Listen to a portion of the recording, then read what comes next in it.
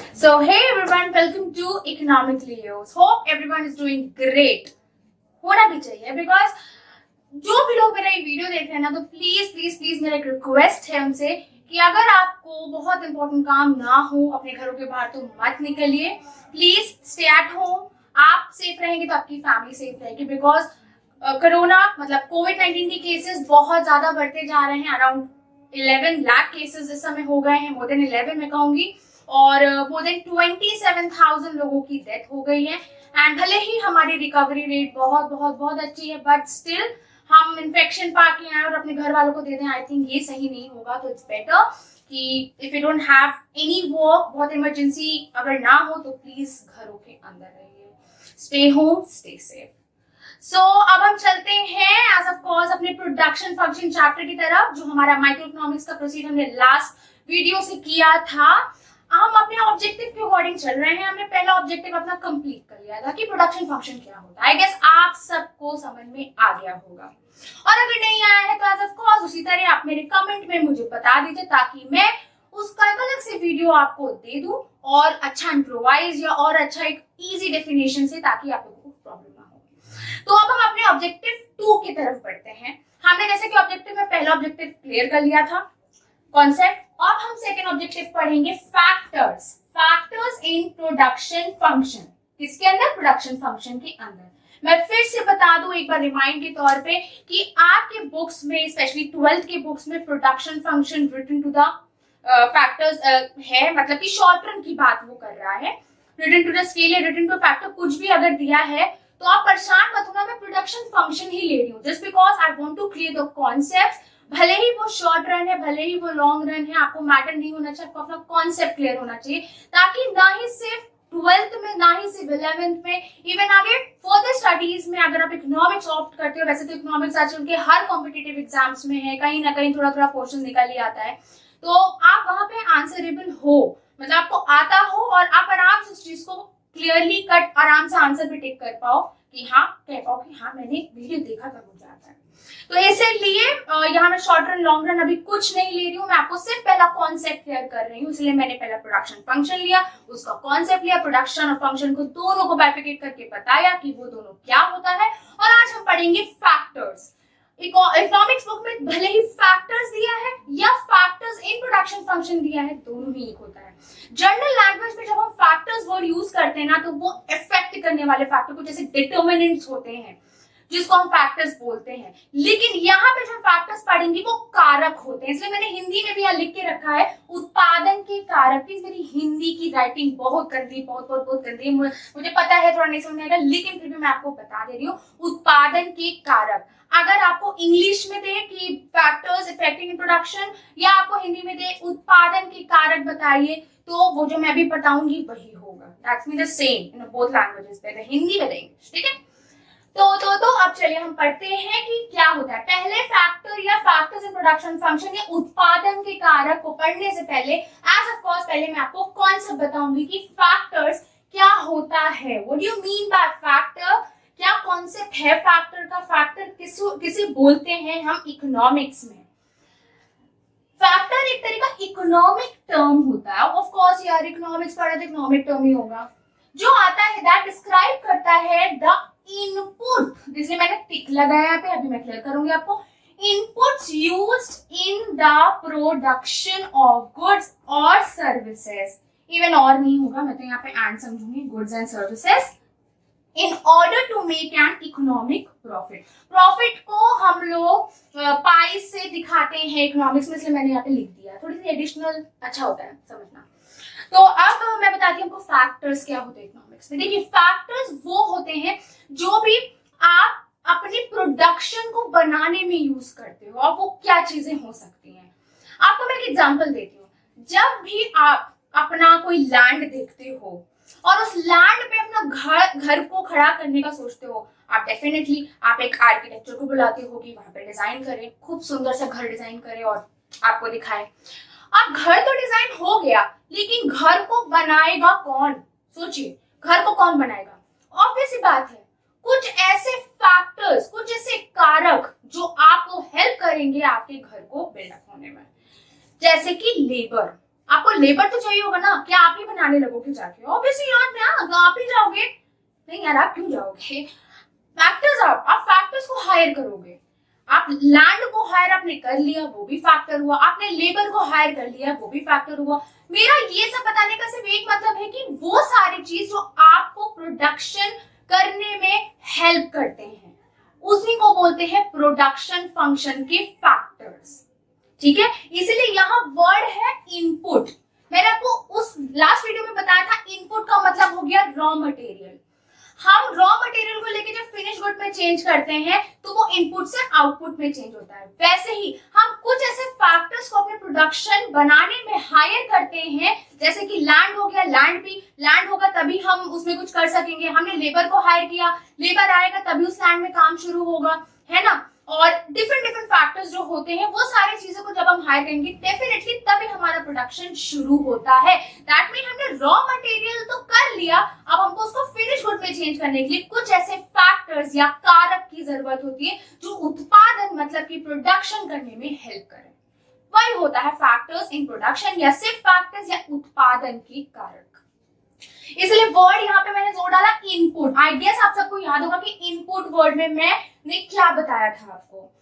वो इनपुट जो आप यूज करते हो प्रोडक्शन ऑफ गुड्स करने में या सर्विस करने में to make a economic profit. अब इकोनॉमिक प्रॉफिट क्यों बोल रहा है भाई? एक प्रोड्यूसर, एक बिजनेसमैन, कोई भी बिजनेसमैन, बिजनेसवुमन, कोई भी है, ऑब्वियस बात है वो फैक्ट्री के पर्पज से अगर एक लैंड खरीदेगा वो भी एक फैक्टर है, और उस लैंड में एक फैक्ट्री को इंस्टॉल करेगा वो भी एक फैक्टर है, और उस फैक्ट्री में लोगों को हायर करेगा जो कि लेबर होंगे वो भी एक फैक्टर होगा।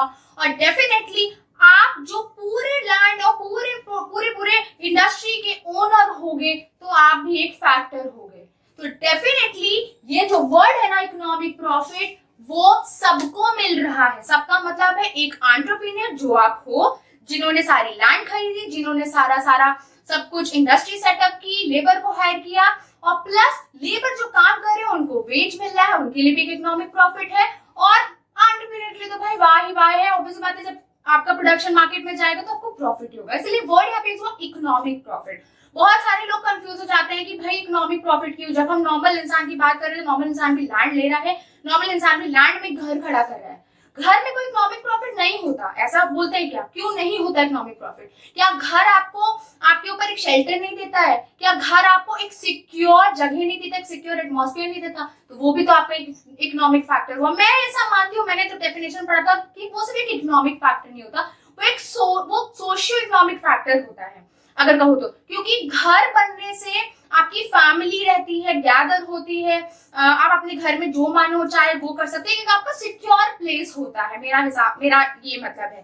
तो ना ही ओनली ना एंटरप्रेन्योर कि उनको, अगर एंटरप्रेन्योर की बात करें या प्रोड्यूसर की बात करें या बिजनेसमैन की बात करें तो इकोनॉमिक प्रॉफिट सही है। लेकिन जब आप एक नॉर्मल ह्यूमन की बात करते हो कि उन्होंने एक लैंड लिया, एक घर बनाया, और घर बनाने में बहुत सारे फैक्टर्स का यूज किया जो कि हमारे फैक्टर प्रोडक्शन कहलाते हैं, तो डेफिनेटली वो एक सोशियो इकोनॉमिक फैक्टर होगा मेरे हिसाब से। बट आपके डेफिनेशन में ही तो आप इकोनॉमिक फैक्टर भी याद कर सकते हो, नहीं तो सोशियो इकोनॉमिक भी लिख सकते हो। बहुत ही इफेक्टिव डेफिनेशन होगी। अब फैक्टर ऑफ प्रोडक्शन या कारक जो उत्पादन में हमें होते हैं, ये कुछ ये हैं। लैंड जिनको हम लोग जमीन बोलते हैं, लेबर जो श्रमिक होते हैं हिंदी में, कैपिटल जो आर्थिक पूंजी होता है, मुझे हिंदी में नहीं मालूम था इसलिए मैंने उसको देख के यहाँ पे लिख दिया आर्थिक पूंजी। कैपिटल का मतलब पैसा नहीं होता है सिर्फ, या कोई ऐसा मशीनरी या कोई ऐसा बल्क की वो नहीं होता है। कैपिटल का मतलब होता है आर्थिक पूंजी। आर्थिक पूंजी का मतलब है, आर्थिक का मतलब है फाइनेंशियल, और हमारा खुद का मतलब जब एक बिजनेस मैन स्टार्ट करता है अपना बिजनेस तो उसका इनिशियल और उसका खुद का इन्वेस्टमेंट जो होता है ना, वो हमारा होता है आर्थिक पूंजी या कैपिटल। जब भी आपको छोटा सा बिजनेस या बड़ा बिजनेस, कोई भी बिजनेस स्टार्ट करो तो एक जो बल्क ऑफ इन्वेस्टमेंट आप करते हो ना, वो आपका आर्थिक पूंजी या कैपिटल कहलाता है। सिंपल। और फोर्थ है आपका एंटरप्रेन्योर। एंटरप्रेन्योर तो एक तरह से एक व्यवसाय करने वाला। प्रोड्यूसर जब हम वर्ड बोलते हैं ना, तो प्रोड्यूसर और एंटरप्रेन्योर में थोड़ा सा अंतर होता है। कई बार मैंने ऐसे प्रोड्यूसर बोल दिया, लेकिन जब मैंने पढ़ा ना उसको बहुत बारीक से, तो मैंने देखा प्रोड्यूसर ना एंटरप्रेन्योर पूरा नहीं होता है। एंटरप्रेन्योर वो इंसान होता है जो अपने बिजनेस को चलाता है, चलाता है, जैसे हेड ऑफ बिजनेस एकदम, वो प्रोड्यूस नहीं करता कुछ, ठीक है, लेकिन जो प्रोड्यूसर होता है ना वो प्रोडक्शन करता है। प्रोडक्शन का मतलब ये हो गया कि वो हर एक्टिविटीज, अपने हर बिजनेस के एक्टिविटीज में इन्वॉल्व है। और जो एंटरप्रेन्योर वर्ड होता है ना वो हर बिजनेस के एक्टिविटीज में इन्वॉल्व नहीं होता है, वो सिर्फ क्या करेगा, वो आता है, इन्वेस्ट करता है, देखता है कितना प्रॉफिट हुआ है, अपने सबऑर्डिनेट से पूछता है कि सेल्स हमारी कम कैसी हो गई, सेल्स हमारी ज्यादा कैसी हो गई, बस उसका इन्वॉल्वमेंट सिर्फ और सिर्फ फाइनेंशियल पॉइंट तक रहता है। लेकिन प्रोड्यूसर का जो इन्वॉल्वमेंट होता है वो पूरा नीचे तक रहता है। ये भी थोड़ा माइनर डिफरेंस होता है, इसलिए प्रोड्यूसर को हम लोग एंटरप्रेन्योर नहीं बोलते। जब हम एंटरप्रेन्योर वर्ड बोलते हैं तो बिजनेसमैन या बिजनेस वुमेन बहुत ही ज्यादा वेटेड लगता है। भाई बिजनेस वुमेन की तो बात ही अलग है, देख लो तो ये बोलने का मेरा मतलब है कि जब एंटरप्रेन्योर आए ना तो प्रोड्यूसर वर्ड को थोड़ा सा साइड हटा देना, तो आप एंटरप्रेन्योर बोलना, नहीं तो जो व्यवसाय करने वाले होते हैं वो बोलना, तो ज्यादा सही लगेगा। एंड लास्ट हमारा जो फैक्टर प्रोडक्शन है, टेक्नोलॉजिकल प्रोग्रेस, जिसको हम टेक्नोलॉजी भी बोलते हैं, हिंदी में भी टेक्नोलॉजी आपके बुक्स में है अगर देखो तो। टेक्नोलॉजिकल प्रोग्रेस का मतलब होता है कि ये भी बहुत बड़ा फैक्टर है जो हमारे प्रोडक्शन में बहुत बड़ा रोल निभाता है। एक एंटरप्रेन्योर या एक बिजनेसमैन जो होता है, अगर वो फैशन या नॉर्मल ट्रेंड के हिसाब से ना चले तो वो मार्केट के बाहर हो जाता है, इसलिए उसको उस हिसाब से टेक्नोलॉजीज को एडॉप्ट करना पड़ता है। अभी आज के टाइम में अगर 5G आने वाला है, जो जियो लॉन्च कर रहा है, जियो बहुत सारे बड़े उनके साथ वेंचर कर रहा है, इंस्टाग्राम, फेसबुक, पता नहीं कौन, पर देखा होगा न्यूज में, तो वो क्यों कर रहा है, क्योंकि जियो एक बहुत बड़ा ओलिगोपोलिस्टिक है, बहुत बड़ा ओलिगोपोलिस्ट एक तरह का मार्केटर है, और वो जान रहा है कि अगर मैं इस मार्केट, जो लोग पसंद करें, आज की यूथ जो पसंद करी है, अगर मैंने उनको ऐसा आउटपुट नहीं दिया तो वो मुझे तुरंत ही मार्केट से बाहर निकाल देंगे। This is what all about the competition. आप कंपटीशन जब वर्ड बोलते हो ना तो हमेशा याद रखना कि वेदर ए अच्छा होगा बी से, नहीं तो बी अच्छा होगा ए से, कभी ए इक्वल नहीं होगा बी से, ना बी इक्वल होगा ए से। तो मार्केट में जब आप उतरोगे ना तो fashion, trend, habitat, expectation, taste preference, हर चीजें आपको टाइम टू टाइम अपडेट करनी पड़ेगी। और सिंपल लैंग्वेज में बोले तो वो टेक्नोलॉजी ही होती है। अगर आप टेक्नोलॉजी एक प्रेजेंट फेज के अकॉर्डिंग अगर आप नहीं इंस्टॉल करोगे, चेंज नहीं करोगे, वही पुरानी घिसी पिटी चीज चलेगी, तो डेफिनेटली आप मार्केट से बाहर हो जाओगे। तो किसी भी बिजनेसमैन को ये नहीं भाता है कि मैं बिजनेस से बाहर हो जाऊं, मैं मार्केट से बाहर हो जाऊं। तो इसीलिए आज का जो चीज चल रही है उसके अकॉर्डिंग हमको अपडेट होना बहुत जरूरी है। जैसे एग्जांपल, सबसे अच्छा एग्जांपल है सोशल मीडिया। आज के टाइम में जो चीजें हम सोशल मीडिया से अवेयर कर लेते हैं ना वो न्यूज़पेपर नहीं कर पाता। मैं नहीं कह रही न्यूज़पेपर नहीं करता है, पर न्यूज़पेपर सिर्फ हमारे पेरेंट्स तक ही स्थित रह गया है, लेकिन जो सोशल मीडिया है उससे भी हम बहुत सारे न्यूज तक पहुंच सकते हैं विदाउट कहीं पे भी इधर उधर भटक के। तो ये क्या हुआ कि कहाँ न्यूज़पेपर था ट्रेडिशनल पॉइंट से देखिए आप, और कहाँ आपका सोशल मीडिया जिससे आप अपग्रेड हो रहे हो। आपका आजकल के हर बच्चे को थोड़ी थोड़ी न्यूज जो बहुत कॉमन है या बहुत ज्यादा अभी एटमॉस्फेयर में चल रही है वो सबको पता होती है। तो ये चेंजेस, एक ट्रांजिशन देखिए आप कि कहाँ मॉडर्न से, कहाँ ट्रेडिशनल से कहाँ मॉडर्न हम आ गए। We are living in 21st century, so हमको अपने आप को अपडेट करना बहुत जरूरी है। जैसे हर इंसान एक डेवलप और ग्रो हो रहा है, वैसे ही टेक्नोलॉजी भी डेवलप और ग्रो हो रही है।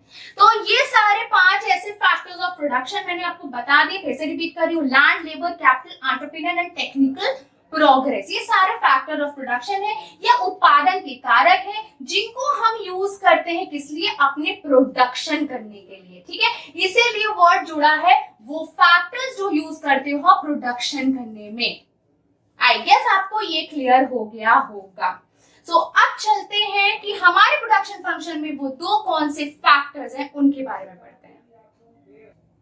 तो अब हम समझते हैं कि हमारे फैक्टर ऑफ प्रोडक्शन या फैक्टर्स या उत्पादन के कारक कितने प्रकार के होते हैं। हमारे इकोनॉमिक्स में वो 2 टाइप के होते हैं, एक होता है फिक्स्ड, एक होता है वेरिएबल फैक्टर, ठीक है। ये मैंने आपके लिए फ्लो चार्ट बनाए हैं जिससे कि आपको इजीली लर्न हो जाए या समझ में आ जाए, वही बहुत है। फैक्टर ऑफ प्रोडक्शन मैंने शॉर्ट में लिखा है, इकोनॉमिक्स में इसको शॉर्ट में ही लिखते हैं। फैक्टर प्रोडक्शन आपके 2 तरह के होते हैं, मैंने आपको बताया, एक आपका फिक्स फैक्टर होता है, एक आपका वेरिएबल फैक्टर होता है, ठीक है। अब फिक्स फैक्टर अगर सिंपल लैंग्वेज में आप समझो बिना भी डेफिनेशन को पढ़े हुए तो आप क्या समझोगे, फिक्स्ड वर्ड एकदम फिक्स्ड हो, वो फैक्टर्स जो एकदम फिक्स्ड हैं। अब आप खुद सोचो कि अगर आप एक बिजनेसमैन हो तो आपके हिसाब से बिजनेस को कमेंस करने के लिए क्या कुछ ऐसी फिक्स फैक्टर्स हैं या कुछ ऐसी फिक्स चीजें हैं जो आपको करनी ही करनी पड़ेगी। लैंड एक तरीके फिक्स होती है भाई, बिना लैंड लिए तो आप वहां पे अपना शुरू नहीं कर सकते, कमेंस नहीं कर सकते वो बिजनेस, वो फिक्स है आपकी। और मशीन्स को तो आपको आप इंडस्ट्री को सेट होने के बाद लगाना ही पड़ेगा, बिना मशीन्स के क्या प्रोडक्शन शुरू कर सकते हो? ऑब्वियसली नॉट यार। तो वो आपका फिक्स फैक्टर हुआ। वो फैक्टर्स होते हैं जनरली फिक्स फैक्टर जो चेंज आपके नहीं होते, मतलब वो आपको अपने बिजनेस से पहले बिजनेस ऑफ कमेंसमेंट से पहले आपको वो चीज कर देनी पड़ती है अपने बिजनेस के लिए। अब डेफिनेशन में आते हैं कि fix factors are those factors which remains fixed irrespective of the production function या प्रोडक्शन, मतलब प्रोडक्शन शुरू करने से पहले कुछ ऐसे उत्पादन या फैक्टर्स जो आपको लगा देने पड़ते हैं। जैसे आपको प्रोडक्शन करने के लिए एक लैंड चाहिए और लैंड में एक इंडस्ट्री खड़ी होनी चाहिए और इंडस्ट्री में आपको मशीन्स चाहिए होगी जो कि सबसे ज्यादा अनिवार्य है, इंपॉर्टेंट है। उसके बिना आप कोई भी बिजनेस शुरू नहीं कर सकते हो। दूसरा एग्जांपल अगर आपको देना चाहूं तो अगर आपको अपना घर बनवाना है तो उसके लिए लैंड बहुत इंपॉर्टेंट चीज है। लैंड के बिना तो आप कहां रहोगे? क्या आसमान में घर उड़ता रहेगा? नहीं ना। तो ऑब्वियस बात है, तो आपको लैंड चाहिए। तो land is a kind of fixed factor. वो ऐसे फैक्टर्स जो फिक्स्ड हैं, वो आपको अपने बिजनेस या अपने खुद के कंजम्पशन के लिए, पर्सनल कंजम्पशन के लिए आपको पहले से ही उसको रखना पड़ता है, पहले से उसको खरीदना पड़ता है, कहो कि उसको अज्यूम करना पड़ता है कि हमको ये चीज चाहिए। सिंपल, चाहे लैंड ले लीजिए चाहे मशीन ले लीजिए। मशीन मैंने इसलिए एग्जांपल लिया क्योंकि हम प्रोडक्शन फंक्शन की बात कर रहे हैं और प्रोडक्शन फंक्शन जहां वर्ड आता है वहां पे उत्पादन में बिजनेस में हमारे आते हैं, प्रोड्यूसर आता है। तो प्रोड्यूसर को मशीन तो चाहिए ही चाहिए होगी अपने बिजनेस को कमेंसमेंट के पहले, मतलब प्रोडक्शन शुरू करने के पहले हमको एक फिक्स चीज चाहिए है जिससे कि आगे हमें प्रोडक्शन में हेल्प करेगा वो। तो यहाँ पे मैंने एग्जांपल लिया है मशीन्स का, मशीन्स, लैंड, आप कुछ भी ले लो। Fixed factors like machines are installed before output actually commences, जो कुछ भी बोलो कि आपको प्रोडक्शन करने से पहले मशीन को तो इंस्टॉल करना ही पड़ेगा। बिना मशीन के क्या प्रोडक्शन कर सकोगे? क्या प्रोड्यूसर बन सकोगे? तो ऑब्वियसली आपको क्या चाहिए? कुछ ऐसे साधन या कुछ ऐसे फैक्टर जो फिक्स है और जो आपको अपने बिजनेस को या प्रोडक्शन करने से पहले आपको इंस्टॉल कर ही लेना है। लैंड तो चाहिए होगा, हवा में तो अपना इंडस्ट्री आप बनाओगे नहीं, और आपको मशीन्स भी चाहिए ही चाहिए होंगे, उसके बिना आप काम शुरू नहीं कर सकते। तो प्रोडक्शन के पहले हो गया ना कि वो फिक्स्ड है, उसके बिना काम नहीं चलने वाला। आप कितने भी बड़े बिजनेसमैन बन जाओ, आपको लैंड चाहिए ही चाहिए, आपको एक मशीन चाहिए ही चाहिए, नो मैटर व्हाट। ठीक है।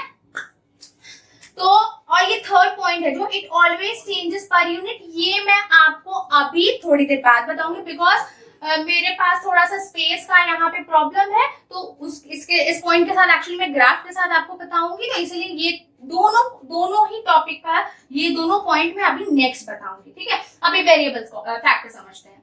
वेरिएबल फैक्टर्स क्या होते हैं कि it is a factor which changes with increase और decrease in production. Variable factors वो फैक्टर्स होते हैं जो आपके प्रोडक्शन के अनुसार, जो आपका प्रोडक्शन अगर बढ़ता है तो आप अपने वेरिएबल फैक्टर्स को यूज उस हिसाब से करते हो, अगर कम होता है तो उस हिसाब से करते हो। ठीक है। तो वो फैक्टर्स होता है जो जनरली नेचर वो चेंज होता रहता है। एग्जांपल आपके लेबर, सबसे अच्छा एग्जांपल है वेरिएबल फैक्टर का लेबर। अगर आप अपने प्रोडक्शन को इनहैंस मतलब बढ़ाना चाह रहे हो और तो ऑब्वियसली बात है आप ज्यादा लेबर्स को हायर करोगे। हाँ, और अगर आप अपने प्रोडक्शन को कम करना चाह रहे हो तो आप लेबर को कम हायर करोगे।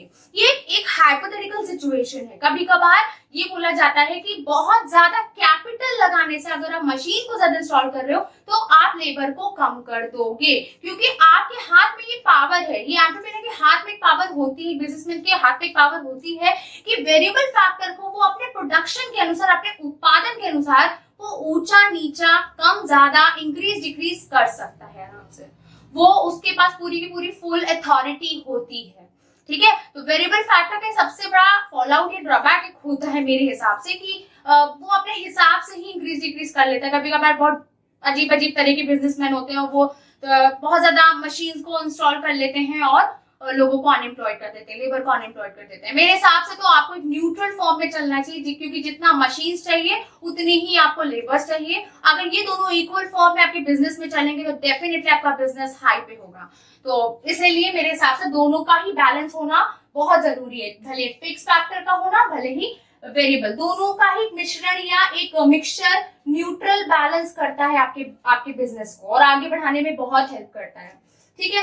एंड इसका एग्जांपल मैंने आपको बताया लेबर को आप बढ़ा सकते हो घटा सकते हो अपने प्रोडक्शन के अनुसार। ठीक है। एंड थर्ड पॉइंट अभी मैं टेकअप करने जा रही हूँ, मैं पढ़ देती हूँ पहले कि फिक्स फैक्टर क्या होता है। ये हमेशा चेंज होता है पर यूनिट, एंड आपका वेरिएबल फैक्टर क्या होता है, ये कांस्टेंट रहता है पर यूनिट। अब आप सोच रहे होंगे पागल है, अभी तो उसने बताया कि फिक्स फैक्टर तो फिक्स होता है, बट मैंने यहाँ पे वर्ड यूज किया है पर यूनिट। तो इस पे जोर डालते हुए आइए हम देखते हैं उसको ग्राफ से, तब आपको समझ में आएगा। तो अब मैं आपको वो थर्ड पॉइंट जो मैंने लिखा था वो मैं आपको एक्सप्लेन करती हूँ, बिकॉज मेरे पास थोड़ा सा स्पेस कम था, इसलिए क्योंकि मैं आपको इसको ग्राफ से समझाना चाहती थी। हमने थर्ड पॉइंट पढ़ा था फिक्स एंड वेरिएबल का। फिक्स का पढ़ा था कि it always changes per unit, और वेरिएबल का पढ़ा कि it always constant eight per unit. देखिए होता क्या है कि जब आप फिक्स फैक्टर्स को अपने बिजनेस के कमेंसमेंट से पहले लगाते हैं तो दैट मीन वो आपके लिए फिक्स्ड है डेफिनेटली, लेकिन उसको लगाने के बाद आप निकाल नहीं सकते हो जब तक वो ऑब्सोल्यूट ऐसे सिचुएशन में आ जाए कि आपको हटाना है डेफिनेटली, क्योंकि अगर आप उसको तुरंत हटा दोगे तो आपको एज एन एंटरप्रेन्योर या आपको एज अ प्रोड्यूसर या बिजनेसमैन आपको नुकसान होगा। तो जो चीज आप अपने बिजनेस से पहले लगा रहे हो उसको आप निकाल नहीं सकते हो, आपको नुकसान होगा और कोई भी नुकसान नहीं बेयर कर पाता यार, लॉस इज लॉस कितना भी हो। लेकिन आप इंस्टॉल करने के बाद कितना भी प्रोडक्शन करो, बढ़ाओ घटाओ, लेकिन वो डिपेंड होता है कि आपका बिजनेस सिचुएशन, फाइनेंशियल सिचुएशन कैसा चल रहा है। क्या पता वो मशीन उतना अच्छा प्रोडक्शन ना दे रही हो, कम दे रही हो, क्या पता वो मशीन अच्छा प्रोडक्शन दे रही हो। तो आप अपने आउटपुट को अपने फिक्स फैक्टर के अनुसार पर यूनिट चेंज कर सकते हो, लेकिन जो फैक्टर फिक्स्ड है वो फिक्स्ड है, उसको कोई हिला नहीं सकता। यही बताने का मतलब था, इसलिए यहाँ बोला है कि ये पर यूनिट क्या होता है, चेंज होता है। कॉम्पिटिटिव एग्जाम में आए, जहां पे भी आए, बच्चे हमेशा गलती करते हैं। पहले मुझे भी समझ में नहीं आता था, लेकिन जब मैंने इसका ग्राफ बनाया और समझा तो यही समझ में आया कि आउटपुट को आप चेंज कर सकते हो, इसीलिए इसमें लिखा है पर यूनिट चेंज कर सकते हो। जब पर यूनिट चेंज का वर्ड आता है ना, तो आउटपुट को चेंज करने की बात हो रही है, प्रोडक्शन को चेंज करने की बात हो रही है। ठीक है, उत्पादन को चेंज करने की बात हो रही है, कॉस्ट को नहीं, ना कॉस्ट ना आपके फैक्टर्स को चेंज करने की बात हो रही है। ठीक है, फिक्स फैक्टर में जो फैक्टर आपने एक बार लगा दिया वो लगा दिया, नो मैटर व्हाट, आप उसको हटा नहीं सकते हो जब तक वो खराब या कुछ ऐसा सिचुएशन ना आ जाए कि आपको उसको हटाना ही हो।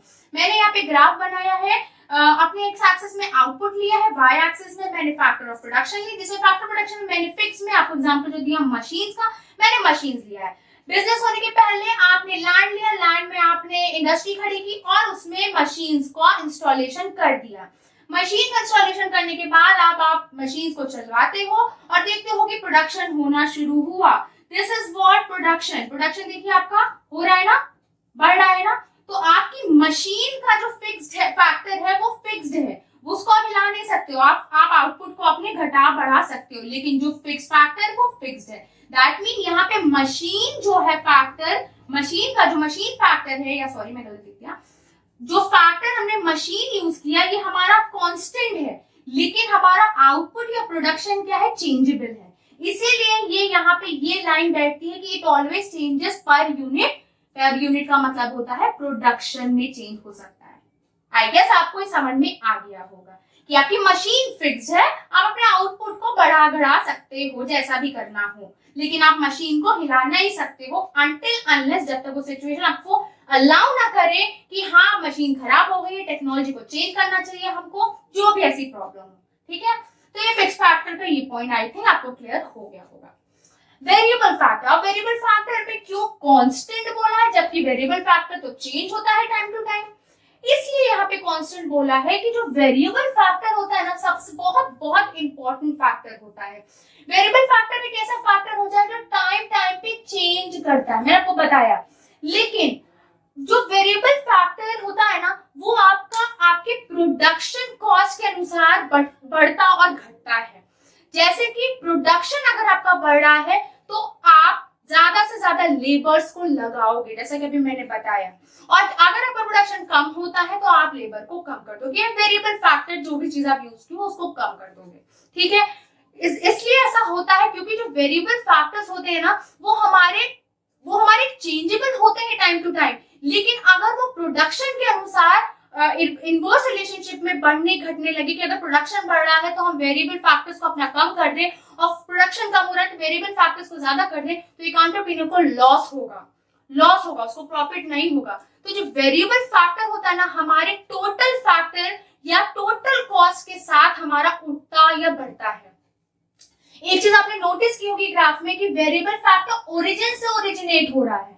क्यों? उसका रीजन कि टोटल कॉस्ट जो होती है, जब टोटल पूरा आपका लगान आता है, पूरा कॉस्ट आती है, जब आप पूरा एक बिजनेस खड़ा करते हो, तो उसी के बाद ही वेरिएबल फैक्टर्स को अप्लाई या फैक्टर्स को हायर करना शुरू करते हो। इसीलिए जैसे जैसे आपका प्रोडक्शन बढ़ता है, आपके वेरिएबल फैक्टर भी बढ़ते हैं, और जैसे जैसे आपका प्रोडक्शन या उत्पादन घटता है, वेरिएबल फैक्टर कम होते हैं। इसीलिए वेरिएबल फैक्टर जो होते हैं वो आपके कांस्टेंट होते हैं, बिकॉज कि आपके प्रोडक्शन से रिलेटेड होते हैं। जैसा प्रोडक्शन में चेंजेस आएगा, उसी हिसाब से वेरिएबल फैक्टर हमारे चेंजेस होते हैं। क्योंकि लेबर को हम पहले से नहीं रख सकते हैं, वो हमारे फिक्स नहीं होते हैं, हम लेबर को उसी अनुसार फैक्टर पे डिप्लॉय करते हैं प्रोडक्शन के लिए, जितना हमें यूज होता है। इसीलिए variable factor always constant eight per unit and fixed factor always changes at per unit, ठीक है। जब वर्ड पर यूनिट आए, मतलब यहाँ पे प्रोडक्शन की बात हो रही है, प्लीज कंफ्यूज मत होइएगा। आई गेस आपको ये टॉपिक क्लियर हो गया होगा, और अगर नहीं क्लियर हुआ है प्लीज मुझे कमेंट सेक्शन में प्लीज बताइए, ताकि मैं आगे की जितनी भी वीडियोस है ना, उसको और अच्छे से इम्प्रोवाइज करके आपको और क्लियर करूं। और अगर वीडियो अच्छा लगे तो प्लीज थम्स अप कर दीजिएगा। एंड बहुत कॉमन सी चीज यार, sharing is caring, like share and subscribe, and don't forget to press the bell icon so that मैं जो भी वीडियोस अपनी पोस्ट करूं आपको टाइम टू टाइम अपडेट मिलता रहे और आपकी प्रिपरेशन अच्छी चलती रहे। और मैं आपको क्या बोलूंगी, and stay tuned. Thank you so much.